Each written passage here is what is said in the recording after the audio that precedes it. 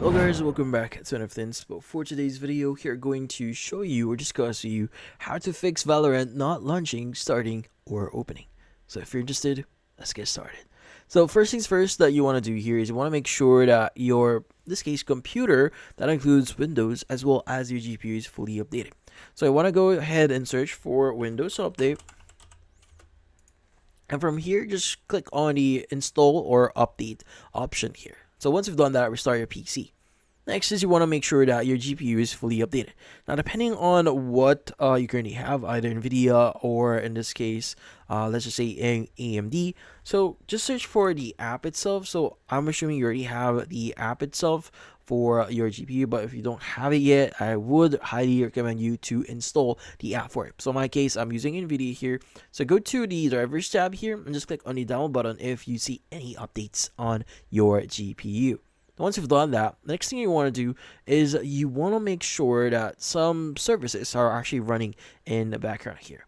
So in this case, by the way, before doing that, I want to make sure, or in this case, you want to make sure here that no Riot application or any background process are running right now on the background. So press Control Shift Escape on your keyboard to open up Task Manager, and you want to look for any Riot apps or services running right now. So if you do see Valorant here as well, you want to go and click on it. So this is just an example. If you do see Valorant here, you want to click on it, right click on it, and you want to go and click on End Task.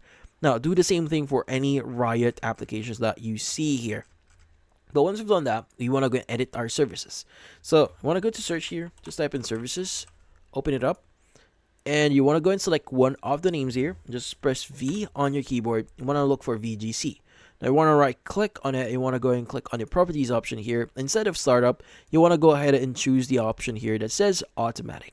Now go and click on apply and OK to apply your changes. Next thing that you want to do is you want to go ahead and basically configure your system configuration. So you want to go to search here, just type in system configuration, open this up, and you want to go to services, and again press one of the names here. Just press V on your keyboard, look for VGC, and you want to make sure that this is actually turned on, so it has a check next to it. Once you've done that, click on apply and OK to apply your changes.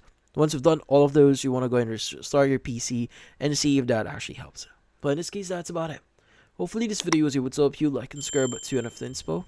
Thank you for watching.